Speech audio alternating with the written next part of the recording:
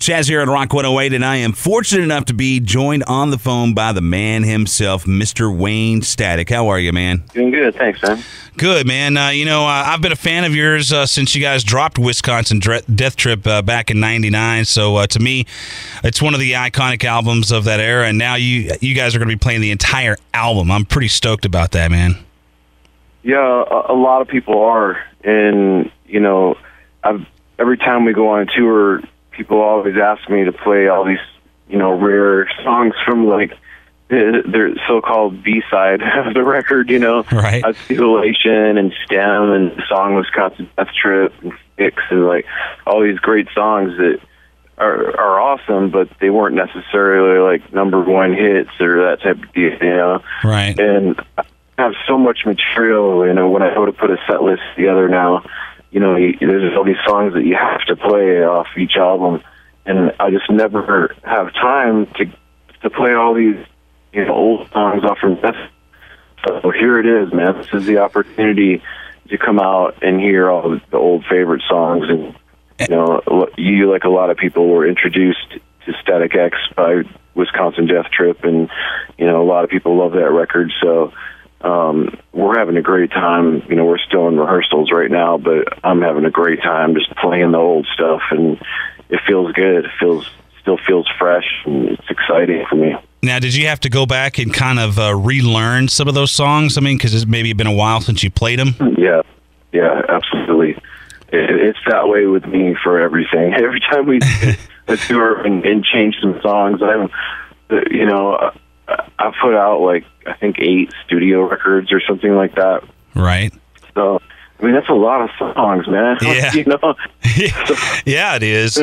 I don't see how a lot of the bands that have been around for a long time can do it and everything, because you especially whenever you get up to, like you said, 7, 8 albums and everything, that's a hell of a catalog now. Yeah, it gets harder and harder, to write records that are fresh, and if I don't think about it, I find myself repeating myself. Like, I'll start writing a song and be like, "That sounds familiar," and then I'll go back and listen to like, "Oh, that's New Pain from Shadow Zone." It's like, I already wrote this song 10 years ago. So you have to like really, really be careful and conscious to not repeat yourself. Yeah, absolutely, man. Is it hard for you to believe that it's been 15 years already as far as that album is concerned? Yeah, time has just flown by, dude. It's like, especially the earlier years, it was just a whirlwind. I mean, we were on tour 300 days out of the year for the first 2 years, just that's all we did is tour. Like I didn't even have a home. I was living in the rehearsal space while we were recording Wisconsin Death Trip, and then we went on tour. And I believe I left my truck at a friend's house in their backyard or something, and that was it. We were off, man, and it just never stopped. We'd jump from one tour to another, and we'd be out with Slayer, and that tour would end, and we'd be like, "Oh, Seven Dust needs somebody." We'd drive up to Boston and meet the Seven Dust tour, and run through that, and then we'd hop on the Megadeth tour, and just keep on going, and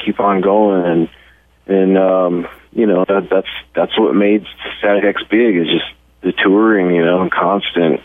Yeah, because one thing that I loved about obviously the music was badass on Wisconsin Death Trip and everything like that, but one thing that I like about it is the fact that you didn't really do a lot of press on the album back then. I mean, it became huge just by like word of mouth, and by and back then, of course, social media wasn't as big as it is now. And were you surprised? There was no social media back then. Yeah, back then we had street teams, right?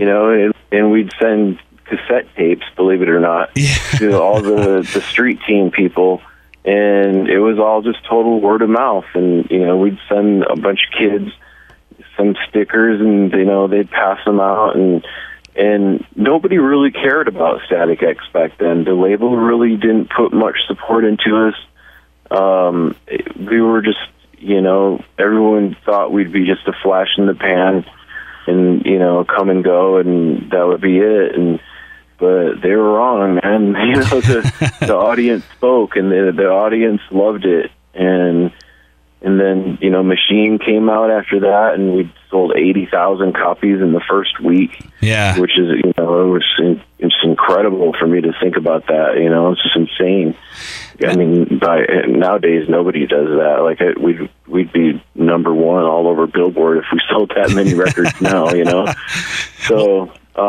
But yeah, times have changed, man. That's for sure. Changed a lot. Well, looking back and knowing that, you know, times have changed, I mean, would you have done anything different with the album that you didn't do back then that you would now?